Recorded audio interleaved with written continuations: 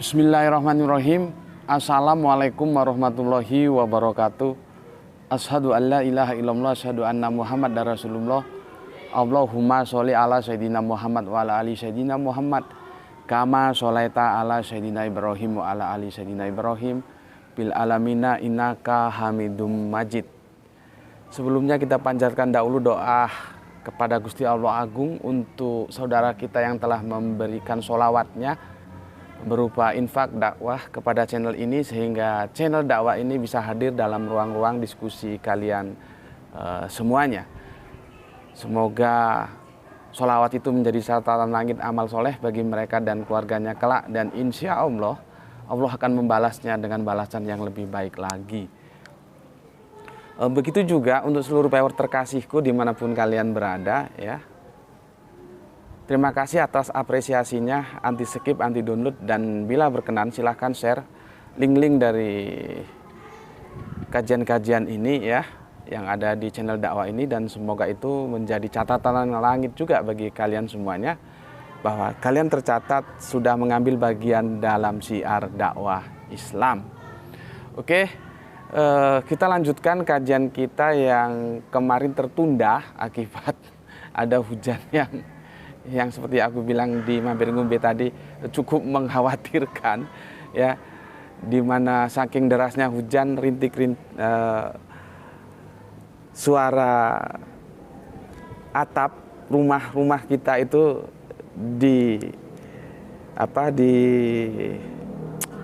disentuh oleh air hujan begitu deras, sehingga kalau kemarin kita syuting noise-nya akan mengganggu ya, karena memang studionya bukan studio yang kedap suara sebagaimana mestinya, maka aku putuskan untuk tidak syuting lah ya, sehingga kajian kita sempat tertunda. Dan kali ini kita masih melanjutkan topik yang aku telah sampaikan ke kalian ada berapa, 4 atau 5 seri ya, nanti bisa kita lihat lah ya, dengan tajuk jangan katakan Allah bersemayam di atas ars ya. Kita melanjutkan episode itu. Ini sesuatu yang lain dari yang lain. Ini aku syuting di outdoor. Ini ada di masjid, tempat masjid tapi ada taman pendidikan Al-Quran di mana tempat Nduk Ranti ngaji ya. Jadi ini di samping mengantar ngaji sambil menunggu, sekalian kita manfaatkan untuk syuting sekalian ya.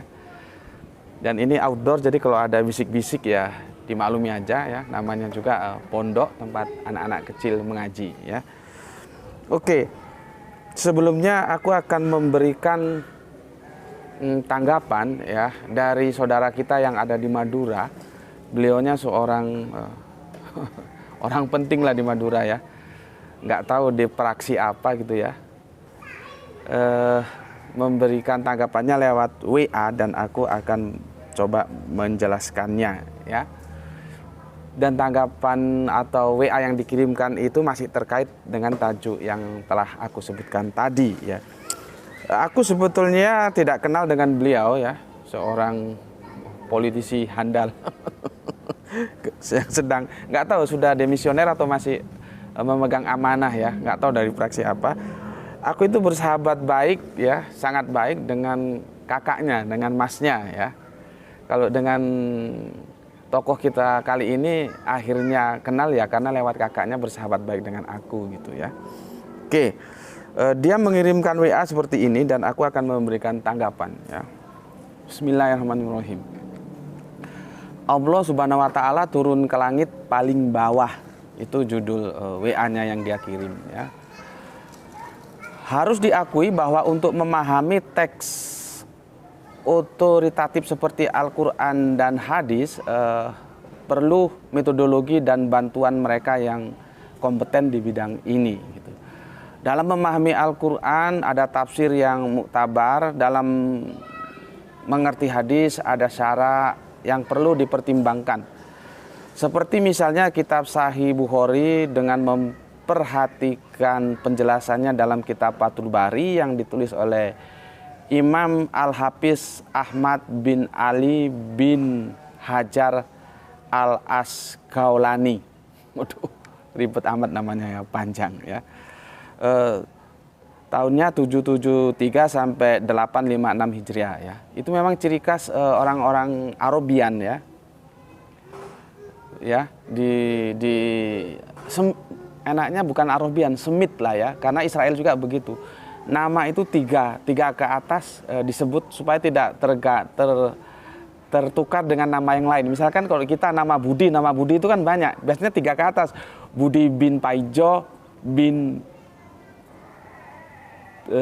Tukimin gitu misalkan. Itu minimal 3 atau bin siapa lagi supaya tidak tertukar. Ya itu budaya mereka ya. Oke. Makanya kalau menyebut nama-nama mereka panjang. Seperti ini menyebutkan nama Imam Al-Hafiz Ahmad ini berapa ini? Bin Ali 1, bin Hajar Al-Syaukani 2 kali binnya. Biasanya 3 kali ini. Ya.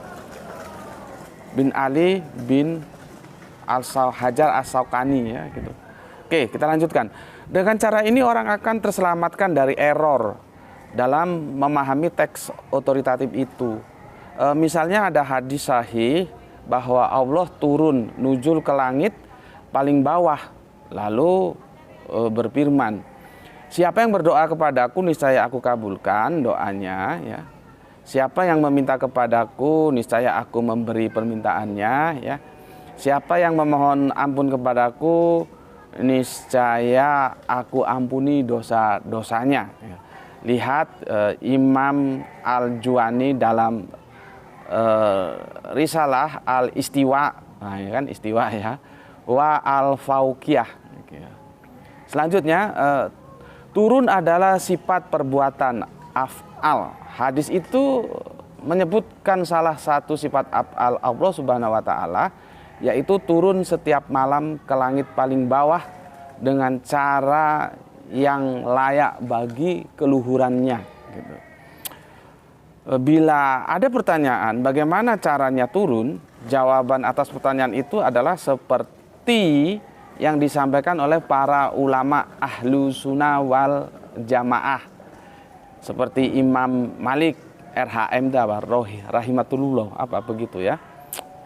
Ketika ada orang bertanya tentang bagaimana Allah Subhanahu wa taala bersemayam dalam memahami Quran surat Toha surat 20 ayat yang kelima gitu. Oke. Imam Malik RHM ya, kala itu diam beberapa saat hingga beliau berkeringat. Setelah itu ia berkata, bersemayam sudah maklum adanya ya. Caranya tidak diketahui, mengimaninya wajib, sedang menanyakannya bid'ah. Menurutku kau tidak lain adalah orang yang buruk. Setelah itu Malik memerintahkan agar orang itu diusir. Lihat Prof. Dr. Ahmad Farid Aqidatul Ahli Sunnah wal Jamaah gitu ya. Para ahli ilmu pengetahuan berkata, jika orang jamiah bertanya pada Anda bagaimana cara Allah turun, katakanlah kepadanya Allah mengabarkan kepada kita bahwa ia turun, namun ia tidak mengabarkan kepada kita bagaimana caranya turun. Barangkali dari berangkat dari alasan-alasan itu tidak bisa disangkal lagi peran penting para ahli ilmu pengetahuan di bidang ini dalam mengklarifikasi makna teks otoritatif tidak cukup hanya sebatas terjemahan. Ansik Majelis Ilmu tepat sabda Rasulullah Shallallahu Alaihi Wasallam, hendaklah kalian duduk bersama para ulama, dengarkanlah pembicaraan para hukama, karena sesungguhnya Allah Subhanahu wa taala menghidupkan hati yang mati dengan hikmah, sebagaimana Allah menghidupkan tanah yang mati dengan air hujan. Lihat Syekh Nawawi Al-Bantani dalam Nashaih Al-Balad bab 2. Berarti alhamdulillah kemarin tadi malam air yang turun itu untuk menghidupkan tanah yang mati ya, tidak jadi bencana di tempat kami. Oke. Itu ada di surat dalam Al-Qur'an ya. Oke.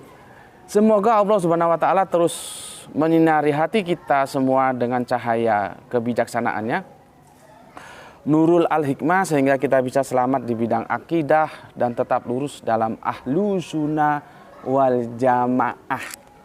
Oke, ini yang aku bacakan adalah WA yang dikirim oleh viewer kita, saudara kita dari Madura. Tapi harus ingat, setiap konten yang diunggah, yang dikirimkan ke kita itu belum tentu dia juga setuju dengan konten itu. Ya, harus hati-hati. Boleh jadi dia juga sebetulnya tidak setuju, cuman dia ingin mendapatkan tanggapan dari outsider. Ada pemikiran lain seperti apa, dia mau tahu seperti itu. Itu bisa terjadi, ya. Oke, sekarang coba aku tanggapi. Bismillahirrahmanirrahim. Ya, aku tanggapi sekarang ya. Oke. Aku potong-potong supaya karena ini panjang ya, jadi aku potong-potong supaya mudah kalian pahami apa tanggapanku terhadap WA yang dikirimkan oleh saudara kita itu ya, Bapak Legislatif yang semoga selalu amanah. Oke. Begini, Bismillahirrahmanirrahim. Harus diakui ya, bahwa untuk memahami teks otoritatif seperti Al-Quran dan Al-Hadis perlu metodologi dan bantuan mereka yang kompeten di bidang ini.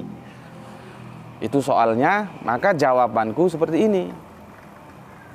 Ya. Pertama, siapa mereka yang dianggap kompeten itu? Nggak gampang. Yang dianggap berkompeten itu siapa dulu?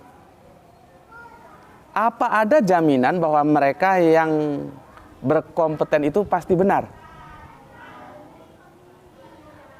Boleh atau tidak adanya pemahaman yang berbeda dengan mereka yang dianggap berkompeten itu? Ini harus diselesaikan dulu. Siapa yang memberi otoritatif bahwa dia berkompeten? Nggak semudah itu, ya. Oke. Aku jelaskan sekarang ya. Itu masih sebuah gebrakan pertama jawabanku ya. Siapa yang mereka anggap berkompeten itu siapa?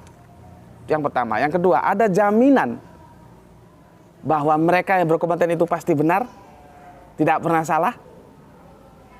Terus boleh tidak kita berbeda pemahaman dengan mereka yang dianggap berkompeten? Itu kamu jawab sendiri ya. Aku lanjutkan. Menurut aku sih bukan hanya memahami teks otoritatif, tetapi memahami apa saja perlu metodologi dan bantuan mereka yang berkompeten di bidang yang sesuai dengan apa yang mau kita pahami. Itu kalau kita tidak punya kompetensi tentang apa yang mau kita pahami.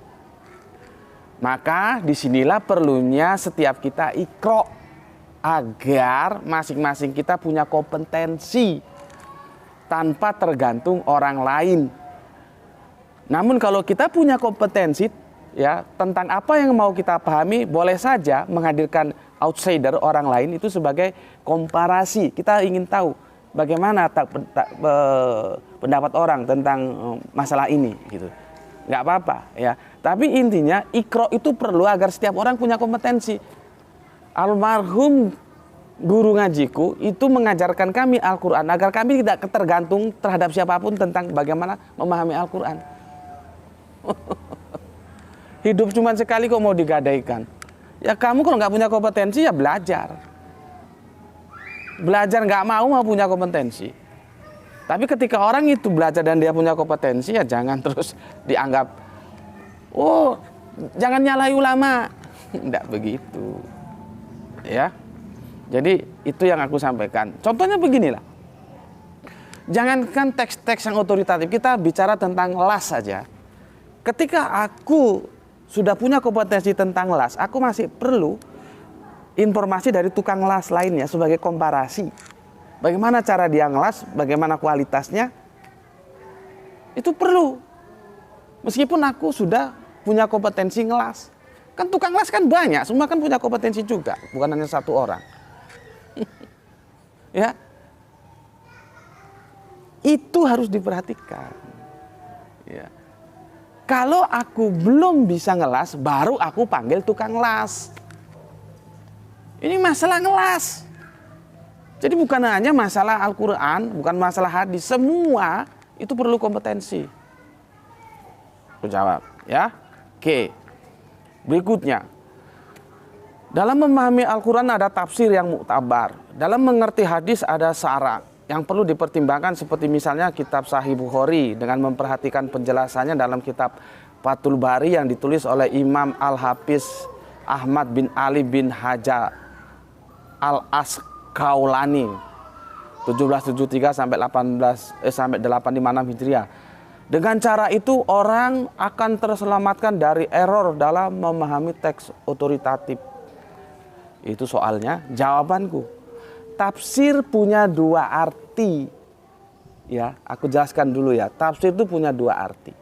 Di antaranya bisa menjadi diartikan penjelasan, bisa diartikan perkiraan, bisa digabung perkiraan untuk menjelaskan. Misalkan Gus Beti pergi ke Malang, teksnya begitu, Gus Beti pergi ke Malang. Menurut si A ditafsirkan Gus Beti ke Malang itu ngantar istrinya kerja. Tapi si B bisa saja menafsirkan Gus Beti pergi ke Malang itu karena dia ada appointment, ada janjian dengan kawan-kawannya, karena dia punya kawan banyak. Mana yang benar? Jadi tafsiran itu relatif. Sehebat apapun mufasirin itu relatif. Tidak ada yang absolut. Ya, supaya tahu kalian, ya. Jadi tafsir itu relatif, ya. Yang namanya juga perkiraan. Makanya kalau aku dengan diksi tafsir itu tidak begitu canggung. Aku sudah familiar sejak masih SMP, SMA sudah familiar. Karena kan orang tuaku setelah hijrah akhirnya tidak lagi kerja mocok-mocok tapi berdagang. Jadi apa-apa itu ditafsir. Tafsir itu kira-kira. Seperti aku bilang tadi, bisa penjelasan, maka kira-kira untuk menjelaskan itu tafsir. Perkiraan. Berapa kacangnya ini? Paling 1 kintal ini. Tafsiranmu kurang tepat. Berapa? Ini 1 kintal 10 kilo. Terus ada bilang, oh enggak, ini paling cuma 90 kilo sampai 1 kintal. Nah itu penafsiran. Masing-masing menafsir berapa berat kacang di dalam karung itu. Ya. Jadi tafsir itu tidak absolut, ya. Ya, dengan karakter yang demikian jadilah tafsir itu relatif.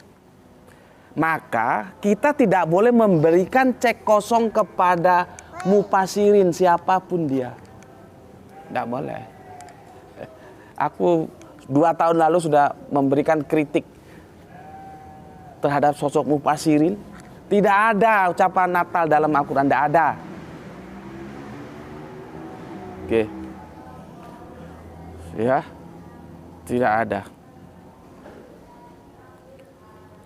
Silakan saja baca kitab Sahih Bukhari, silahkan kalau kamu mau baca ya.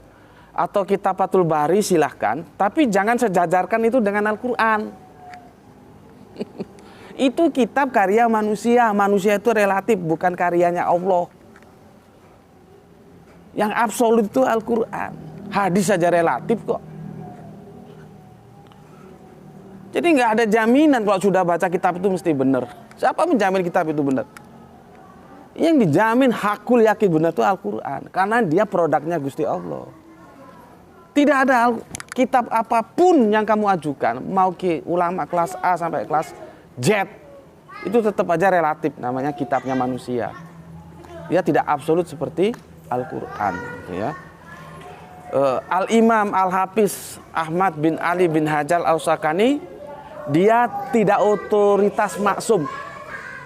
Dia tidak punya otoritas maksum. Allah tidak kasih kepada dia, kepada siapapun otoritas maksum. Maksum itu hanya diberikan kepada Kanjeng Nabi Muhammad. Dan aku sudah jelaskan apa itu maksum. Maka siapapun boleh dikritik kecuali Kanjeng Nabi. Videonya sudah ada. Apa itu maksum? Tinggal dilihat. Ya. Jadi siapapun yang mau diajukan itu tidak maksum. Mereka bukan Nabi kok mau disejajarkan Nabi. Produk kita mereka bukan Al-Quran kok mau disejajarkan Al-Quran. Ya tidak bisa dong. Ya. Oke. Tidak ada jaminan orang akan terselamatkan dari error dalam memahami teks-teks otoritatif itu karena mengikuti pemahaman Imam Al-Hafiz Ahmad bin Ibnu Al-Hajar As-Syaukani, karena dia juga bisa salah. Nggak ada jaminan, itu nggak mesti error, siapa bilang. Ini anak-anak sudah keluar ngaji, jadi sedikit ada keramaian di antara mereka ya. Kita anggap sebuah hiburan. Ya. Nggak ada jaminan. Kalau ngikuti mereka, nggak error, itu jaminannya siapa yang berani jamin? Apakah mereka pasti benar? Belum tentu. Itu. Mereka juga bisa salah kok. Kok mau dijamin nggak error? Oke, selanjutnya. Misalnya ada hadis sahih bahwa Allah turun nuzul ke langit. Ini soalnya ya. Misalnya ada hadis sahih bahwa Allah turun atau nuzul ke langit paling bawah. Lalu berfirman, siapakah yang berdoa kepadaku niscaya aku kabulkan doanya. Siapa yang meminta kepadaku niscaya aku memberi permintaannya. Siapa yang memohon ampun kepadaku niscaya aku ampuni dosa-dosanya. Lihat Imam Al-Juwani dalam Risalat Al-Istawa Al-Faqiyah. Turun adalah sifat perbuatan af'al. Hadis itu menyebutkan salah satu sifat af'al Allah Subhanahu wa taala, yaitu turun setiap malam ke langit paling bawah dengan cara yang layak bagi keluhurannya. Bila ada pertanyaan bagaimana caranya turun, jawab atas pertanyaan itu adalah seperti yang disampaikan para ulama ahli sunnah wal jamaah seperti Imam Malik rahimahullah. Ketika ada orang yang bertanya tentang bagaimana Allah Subhanahu wa taala bersemayam dalam memahami Quran surat Toha 25, surat Toha 20 ayat 5 maksudnya, Imam Malik RHM kala itu diam beberapa saat hingga beliau berkeringat. Setelah itu ia berkata, bersemayam sudah maklum adanya, caranya itu tidak diketahui, mengimaninya wajib, sedang menanyakan itu bid'ah. Menurutku kau tidak lain adalah seorang yang buruk. Setelah itu Malik memerintahkan agar orang itu diusir. Lihat Profesor Dr. Ahmad Farid, Aqidatul Ahli Sunnah wal Jamaah. Jawabanku, antara ini, kalau ini benar loh ya, karena kan aku enggak tahu kalau yang ditulis oleh Profesor Dr. Ahmad Farid Aqidatul Ahli Sunnah wal Jamaah ini benar ya, maka jawabanku seperti ini ya. Sudah terjebak kelompok sektarian. Yang pertama, terjebak kelompok sektarian dengan disebutnya ulama ahli sunnah wal jamaah. Itu sudah sektarian. Padahal kebenaran mau dibanting kayak apapun tetap kebenaran. Tidak tergantung sektarian dia. Mau sektarian jenis apapun salah benar-benar. Nggak ada kelompok itu menjadikan sesuatu benar. Karena dia dari kelompok ini, kelompok itu. Enggak. Kebenaran itu adalah persesuaian antara pernyataan dan kenyataan. 1 ditambah 1 itu harus 2. Dari sektarian apapun harus 2. Kalau nggak salah. Jadi dalam mencari kebenaran jangan terjebak paham-paham sektarian. Diskusikan saja, argumentasinya apa, ajukan. Ya, itu yang pertama. Aduh, ini baterainya sudah mau habis. Ya. Sudah mau habis baterainya. Aduh. Gimana ini ya? Aduh. Ahli sunnah wal jamaah ya. Itu terjebak sektarian ya. Terus berikutnya yang bertanya dan yang ditanya terjebak physically. Terjebak physically. Ditanya bagaimana caranya turun, itu physically. Bagaimana masalah urusan mau kelar, orang sama-sama yang ditanya dan yang bertanya terjebak physically. Kok pertanyaannya bagaimana caranya turun? Kok nggak dia yang ditanyakan? Yang turun itu apanya? Kan Allah turun. Yang turun itu apanya? Allahnya turun dari atas ke bawah gitu. Seharusnya supaya diskusinya cerdas, yang turun itu apanya? Bukan bagaimana caranya turun. Ketika kita sudah terkonsep bagaimana caranya turun, maka itu sudah melanggar hadis Kanjeng Nabi. Jangan berbicara tentang zat Allah, tapi berbicara apa yang diciptakan. Itu menyangkut zat sudah, karena sudah physically. Apakah Allah naik lift gitu? Jadi seharusnya kalau kita cerdas yang ditanyakan ya, apanya yang turun? Seperti Allahu Akbar, apanya yang besar? Kamu tiap hari sholat Allahu Akbar, tahu nggak kamu? Apanya yang besar? Seperti ini juga, apanya yang turun, bukan bagaimana caranya turun. Ya, jadi, aduh, gimana ya? Seperti ini, ya, seperti ini. Seperti ini supaya kalian tahu semua, ya. Ini aku kemarin ngurus SIM, ya. Aku ngurus SIM. Di sini ada surat perpanjangan tanggal 13 jadi aku ambil di sini surat perpanjangan. Nih ya. Aku ngurus SIM. Ngurus SIM. Kalau aku ditanya, "Ngapain kamu ke Polres ngurus SIM? Ada apa?" Perpanjangan SIM. Itu otakmu yang ada kira-kira physically SIM itu atau apa? Kalau kamu terjebak pemahaman physically, selamanya namanya SIM itu ukurannya seperti itu. Tebalnya, lebarnya, panjangnya nggak berubah. Bagaimana dia bisa masuk ke dalam? Nggak berubah. Panjangnya nggak berubah. Tapi diksinya, aku ngurus perpanjangan SIM. Kenapa kamu nggak berbicara physically? Tetapi ketika Allah turun, kamu tanya bagaimana caranya turun, itu physically. Seharusnya begitulah ketika kamu memahami, Gus berarti ya sedang memperpanjang SIM. Itu langsung kamu tahu, mesti otakmu tidak physically kan? Kenapa yang seperti itu tidak kamu terapkan ketika kamu memahami Allah? Ini yang salah. Yang seharusnya dipahami metafisik, dipahami physically.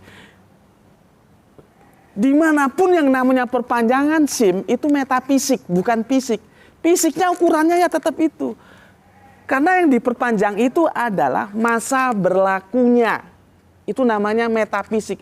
Dilihat nggak ada, masa berlakunya mana? Nggak nampak. Cuma tulisan aja yang ada. Kamu pegang fisiknya SIM itu yang dulu, sekarang, sampai besok. Ukurannya sama. Gitu loh. Jadi kalau ada Allah turun, itu seharusnya dipertanyakan apanya yang turun. Gitu loh. Ya. Kita bandingkan sebagai komparasi Pak Harto. Aku bukan Soehartois ya. Tapi kan sebagai pemimpin kita harus mengikuti falsafah Jawa. Mikul dhuwur mendem jeru. Ya. Pak Harto itu ya ada salahnya orang manusia kok, tapi ada juga baiknya. Ya. Salahnya itu apa? Kita dulu nggak boleh bicara, tapi kan sejahtera. Daripada kita sudah nggak sejahtera, nggak boleh bicara. Ya, Pak Harto dulu itu turun. Ketika anak-anak rakyatnya bodoh-bodoh perlu pinter, Pak Harto turun. Lewat apa? Sana le. Jangan kesini, sana nanti satu. Lewat apa Pak Harto turun? Lewat kebijakannya yang namanya SD Impres.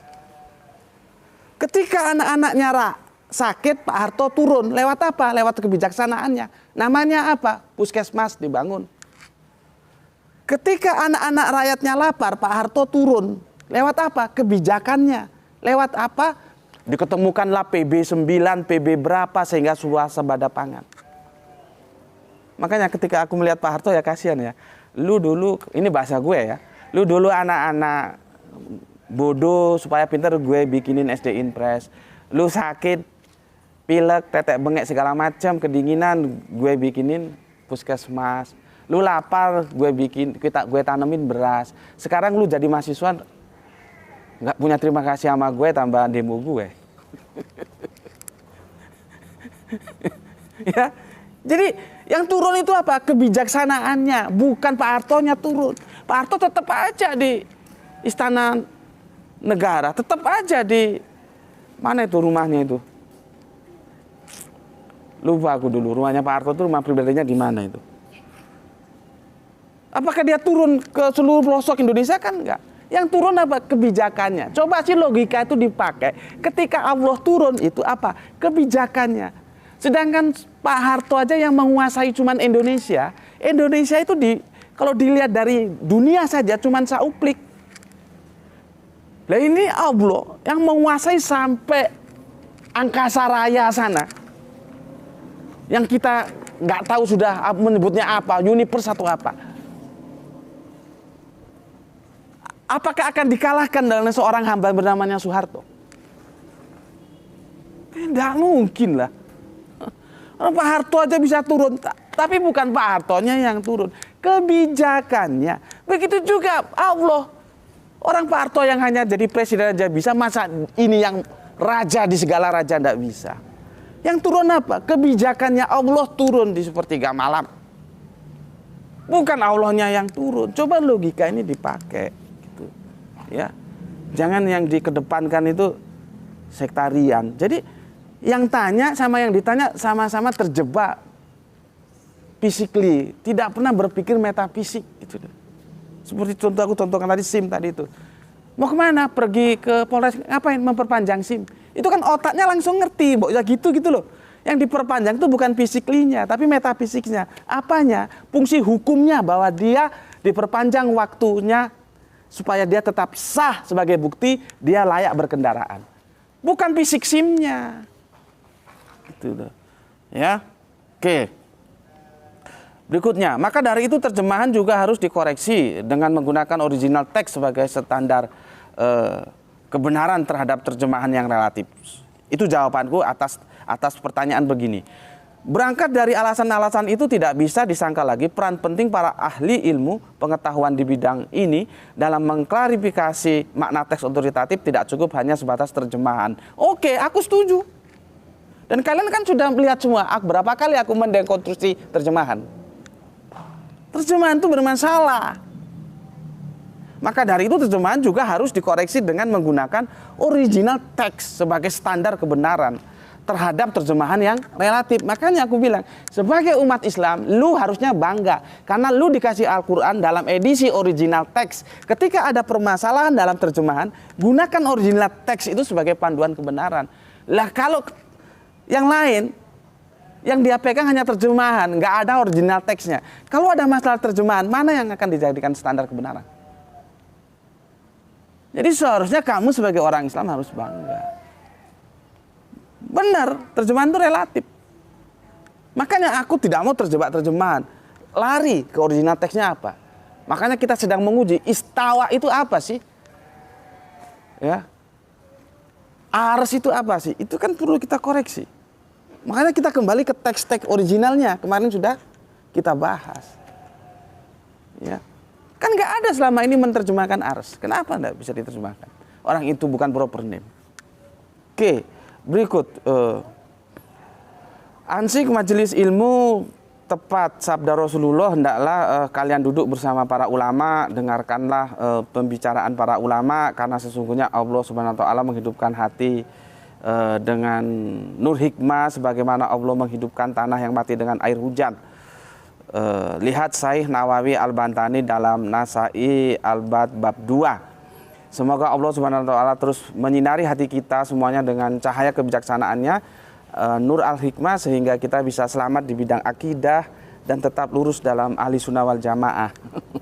Maka jawabku benar, ilmu itu menjadi sangat perlu, dari itulah perlunya sebuah kajian.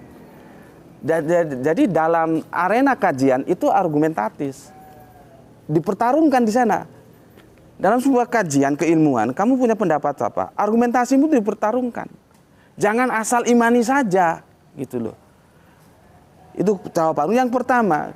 Komentar ini kembali terjebak pada paham sektarian.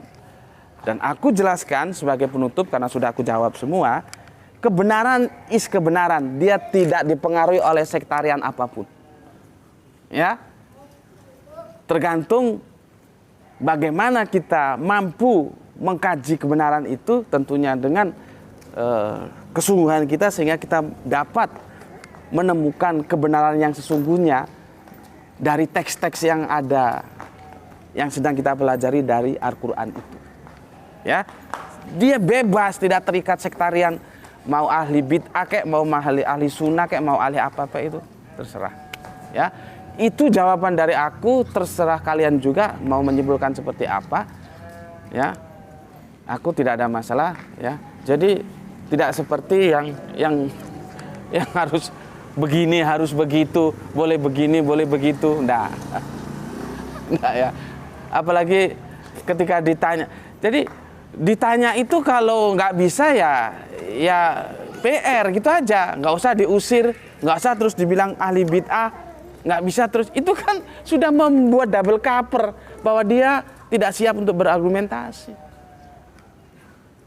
Ya, apakah Kanjeng Nabi mencontohkan begitu ketika ada yang tanya, oh kamu bid'ah, kamu rusak, pergi kamu sana? Kan enggak.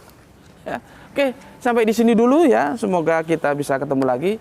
Doaku semoga kalian semua mendapatkan rezeki yang barokah dan sehat selalu, prima selalu, sehingga kita dapat melanjutkan kajian-kajian kita sebagaimana waktu-waktu yang lalu.